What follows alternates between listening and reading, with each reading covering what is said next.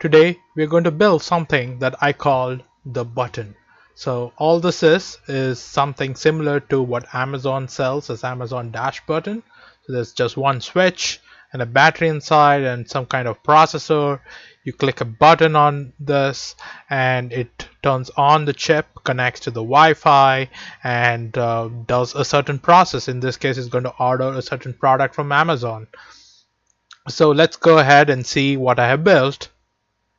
All this is just the 18650 with the ESP8266 connected to a switch. So if you do this, you press the button turns on the ESP8266 and that sends a SSL message to Home Assistant and turns on a light. So all it does is it toggles the light. So the next time you press it, it's going to do the same kind of toggling and it's going to turn off the light. And this is just a MQTT light connected to Home Assistant. So there you go. You press this, turns on, connects to Wi-Fi, sends a request to Home Assistant, and you can see that it actually turns on the light and this light comes on. Press this back and it's going to toggle it. So there you go. This is 3D printed. So when I first started, I just downloaded an STL, did some modifications, tried to fit everything inside this red portion. And I also developed this guy. This is much smaller. Going to do the same thing. All you do is press this button. There's an LED. It turns on, indicates that the ESP8266 is on. And there you go. It sends a SSL request to the Home Assistant and it toggles the light. So you press this one more time, LED is on as well. It's going to send a toggle request to Home Assistant and there you go, it toggles it.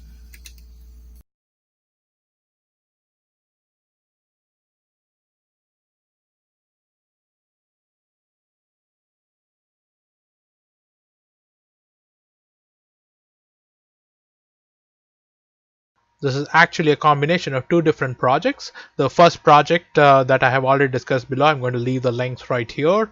And this is actually ESP8266 turning on and off depending on the signal that it receives. So all this does is it stays in the off state, and once it receives a signal, it turns on and does a certain Wi-Fi task. So today's Wi-Fi task is for this to go and turn on a light that you just saw.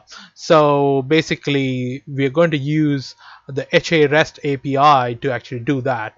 But what I have done is just added a switch here to the signal wire, which is connected to 3.3 volts, and by default it is connected to ground using a really high value resistor.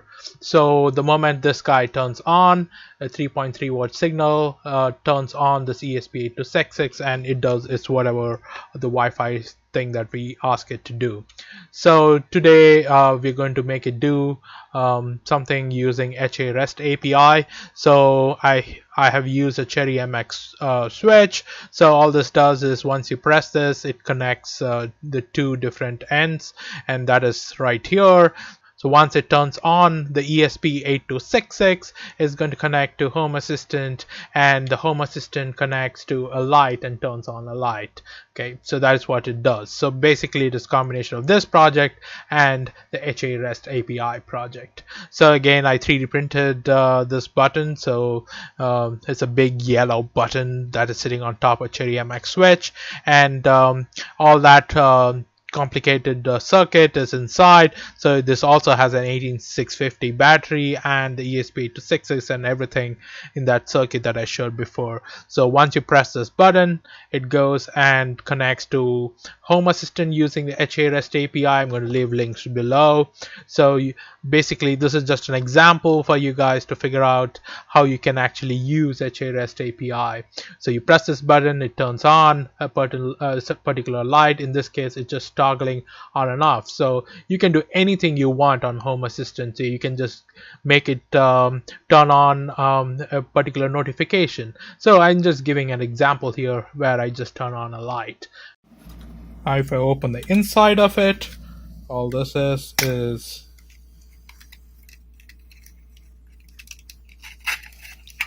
an ESP8266 18650. All this is a keyboard switch. You can see that it has an LED. So there's a Cherry MX switch, brown, and I just 3D printed a cap, and you just put the cap on top, and that thing toggles this ESP8266 with 18650. On the Arduino side, the sketch is quite simple. All this has is a combination of the HARestAPI example that I have talked about before, and combine that with the low power ESP8266 example that I talked about before. So it's just a mismatch of those two. I'm going to leave the links below. Okay, so it's exactly the same thing. So you can go and check this out.